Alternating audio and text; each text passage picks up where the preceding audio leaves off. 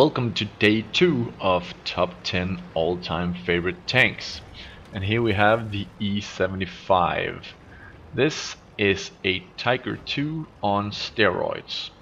Most of you probably know that, but for those who don't, this is the tier 9 tank to get if you want to just dominate every single game you get into.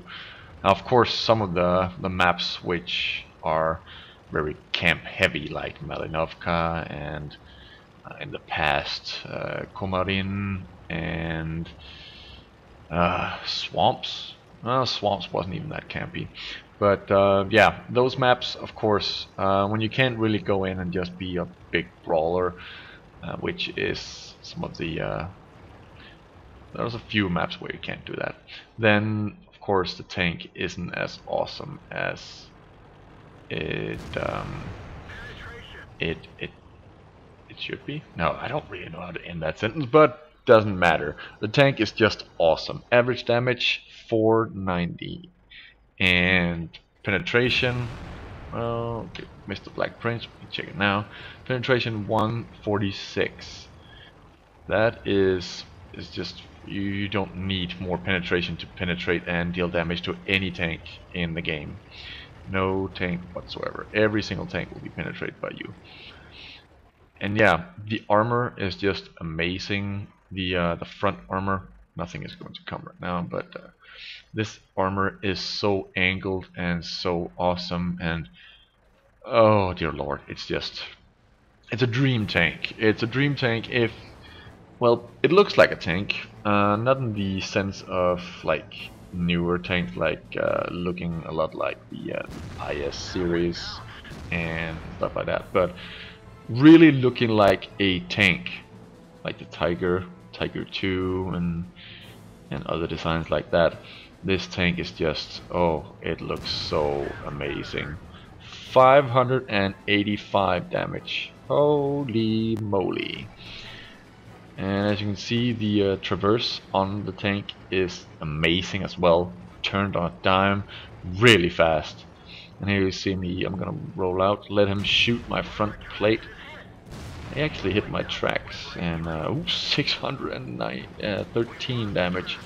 Great. And as you can see, if people don't really care about aiming properly, you're just gonna bounce again and again and again, which makes this tank just amazing. It's really a brawler against any type of tank which doesn't really know how to deal with you. It's not like the Super Pershing, since that tank, if you meet it then and you don't know how to deal with it, it's a tough challenge, but it can't really dish out a lot of damage if you have just a little bit of armor. And of course, the E75 with the massive gun can deal with any type of threat in the entire game.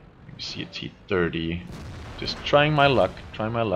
Ferdinand tries to penetrate me, as well as a T34, which is sitting up there. I remember him sitting up there. You see shot flying low. The only thing that can be desired is maybe a little bit better accuracy. It is a good accurate gun, but it can be a little bit annoying at some points, as you saw there, flying low with his shot, going out there killing Black Prince. Destroyed the destroyer. Irony. Yeah, the Ferdinand's popping up. See, pretty accurate shot right there, straight into the Ferdinand. 498 damage, and he does not bother with moving, so I'm gonna hit him once again. Boom, 561. Seeing big numbers like that fly up is just, oh god, it's just amazing. It's awesome. And then they start hiding, and then I start thinking, well, who cares, let's just go out there and fight a little bit, brawl some more. IS-3 dead, killed by the M12. T30 peeking out. Oh, penetrated in the top of the turret. I didn't really expect to do that, but I did it. And so did Nitrix right there from behind. And also hit it for a good average damage. And as you can see, we are actually being a little bit overrun at home. And we have a Pershing there and a T-34. Not really moving out of the base. So I'm going to ask how many AFK players we have in this game. Because as you can see, he has full HP, a T-34. So I'm just presuming he's AFK. And when we get to the base, you'll be able to see that he's actually just looking backwards with his turret, not really caring about looking where the enemy is. And there we go. How many AFKs do we have? And I'm pinging the D2 area. It's weird how the replays don't show pings anymore. They used to, and they used to go nuts, like beep, beep, beep, beep, beep, beep, beep, beep, beep, beep, with just one press in a battle. But nope. See Nitrix taking a shot at the Tiger. Didn't hit it. And then a super Pershing, and I decided just to aim, shoot, and just keep on going. Missed him, so no sense in just sitting around there. He disappears anyways. As you can see, the T-34 is just looking backwards. I haven't really moved at all since the game started, which is a little bit weird. And Nitrix and I are just gonna push because we're so big in this game. We don't really need, well, we don't need to shoot the ground, but we don't need to worry about anything really. And I just fired a shell right there, just because. Penetrated, good. Didn't, well, didn't. So the type does what he can and decides to track me and prolong his life a little bit. I take out the Tiger, so we have one less gun to worry about. Nitrix takes a shot here at the type straight into the top, and I just hit him where it's easiest to penetrate him, straight in the front. The front, which was so discussed when the type first came out. Oh, it's so invincible with his armor and everything, but no. It only just had a little bit favorable matchmaking back then, and that's all that made the tank good, because it had the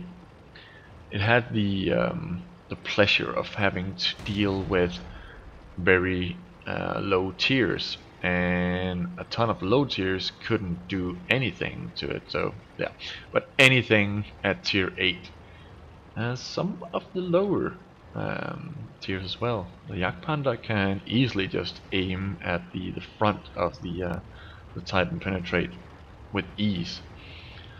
And he will just see, I'm just going to speed up a little bit because I am just going to drive all the way to the base, and we're going to shoot them when we get there. I'm going to drive over here and spot the GW Panther, and Nitrix is going to take him out. I aimed a little bit in front of him, don't know why, but I think something with speeding up the replay. I actually think he moved a little bit, but Nitrix got him. And we're then moving on to the last couple of enemies here. Ferdinand coming over the hill, thinking he's safe from death, but he is not. And dead he is. The reload speed on this gun, when you think about how much, oh my god, the T-29 just decided to ram.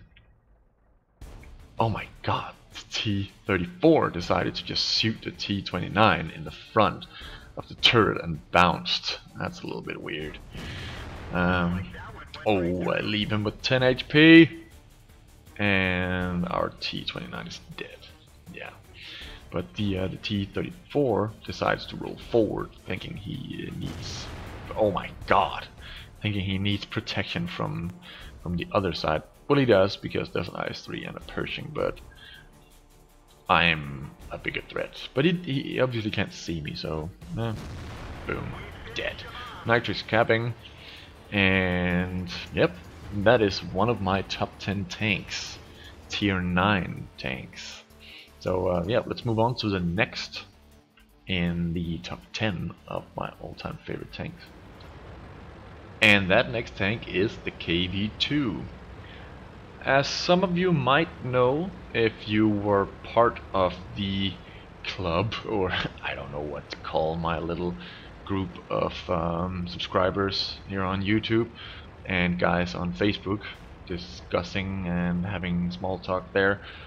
If you were part of that group when I started out with my videos, you will know that I was not a KV-2 guy. I did not enjoy the KV-2. I didn't get the whole troll thing about it and the derp gun, mostly because it was a tier 5 tank, and I just think it was just too, I don't know, maybe I thought it was just an annoying tank because it was annoying to meet. Maybe I thought it was too easy to go with the derp gun and win games with it and troll people with it. I don't really know what it was, but when it got moved to tier 6 and the matchmaking followed and you got into very big games very often, I just all of a sudden really liked the KV-2, and I still do. And right here you'll see exactly why I really like this tank, because it is just a tank with an artillery gun on it. Just saw decap the KV-13 there by actually splashing him. Maybe I hit him on the hull, but I did take both his tracks out if you looked at the silhouette as I just fired at him. I'm asking for some help up north already because, well, if the enemy knew what I was, or if they just thought a little bit, they would be able to just go out, kill me, and then move on. Taking out the T-150, who decided to sit there and aim for the, I think it's a Tiger behind me, sitting there in D1. I decided to push up. The enemy is still capping, as you can see. I just didn't bother with him because in encounter the cap counter goes so slowly, and yeah, I go up here, take a shot just to deliver a crushing shot to the face of him.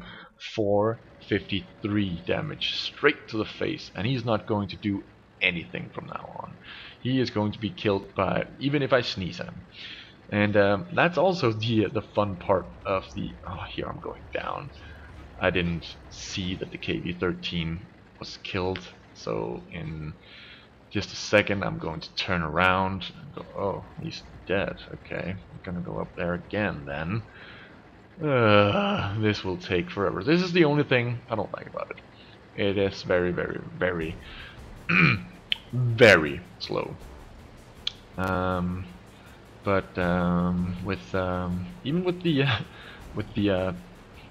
premium shells now being available for credits, as you can see, I don't bring a whole ton of them just because I enjoy shooting the HE shells a lot more.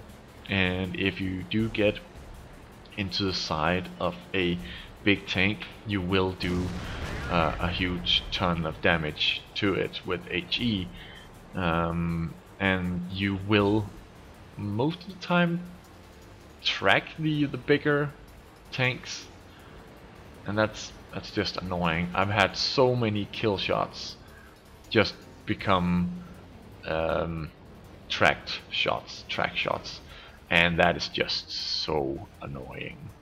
But yeah, back to the game. KV-2, Tiger 2, or Tiger behind the small hill here, and pay attention to how much damage I deal to this guy in the front with... Ooh, I've switched to premium. Okay. Since I saw that they were just sitting there waiting for me, I decided to switch to premium. I hadn't really noticed that, but the Tiger is... You can't really bounce on that front of the Tiger. The Tiger fired just there, and I decided to go up there and take him out. 728 damage with the huge premium shell penetration. Oh, and that's a little discussion or just a comment in one of the videos on one of my quickies.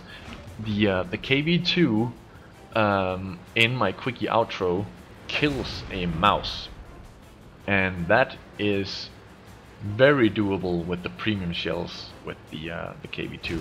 Here we see HE to the face of the VK36, 781. I hit him straight in the cupola. Oh dear God, that's just, oh the damage, oh the damage. And it's not really, I wouldn't call it trolling, because I hit him straight in the top, as you'll see here, sniping him over the edge there. Oh my God, HE sniping at its finest. Oh my God, so much fun. Oh, he's gonna get a face with me again, isn't he? Isn't he? Please let him. Please let him. No, KV1S. Oh well. The sniper KV1S hit him.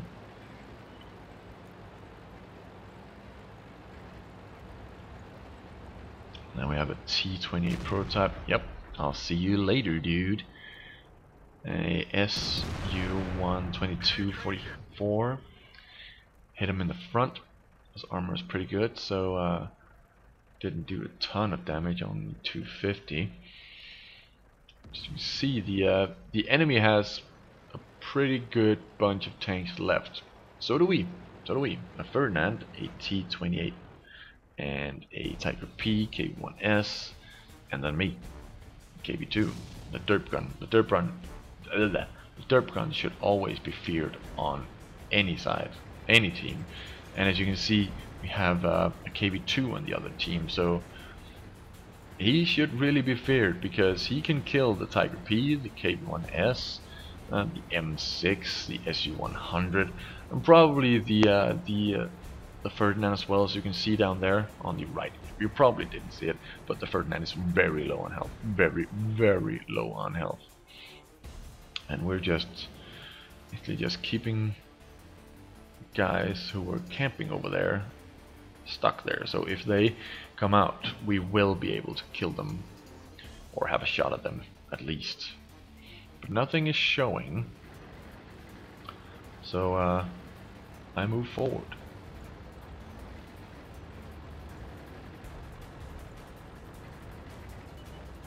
Oh, there goes the SU-122-44, and a valid effort to get him, get the Ferdinand decap, but no.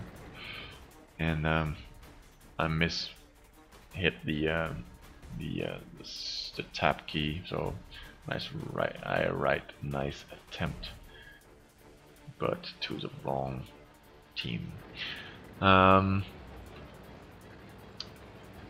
now it's just actually a waiting game, because the T28 prototype could kill every single tank on our team, because his damage is just so high, and rate of fire is also very great. Oh, the T28 rides slowly and gets taken out.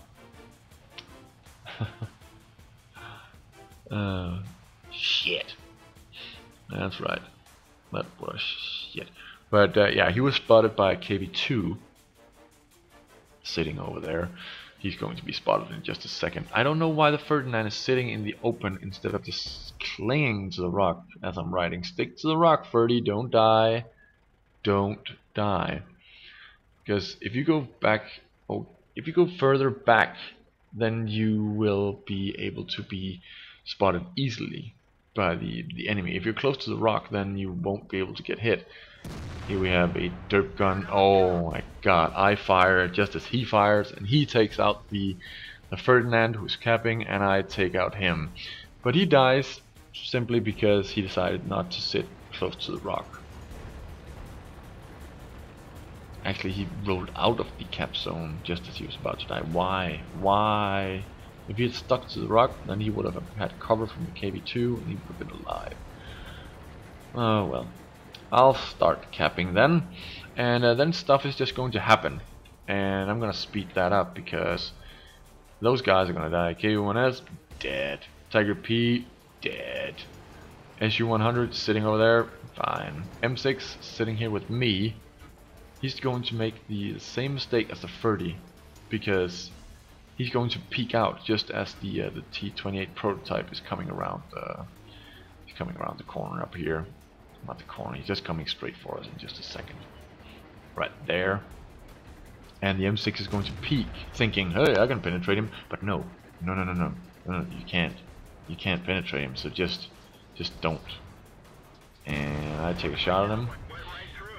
I don't do that much damage. And you can see the M6. He's peeking out. I don't know why. So close to winning by cap, but the prototype gets forward. And yep, not staying back as requested. The M6 gets hit. And I take him out. T20 prototype. But yeah, great game by the KV2. And well, really easy to see why I love this tank. And we're up to 4 now in the top 10 of my all-time favorite tanks. And I'll see you tomorrow for 2 more.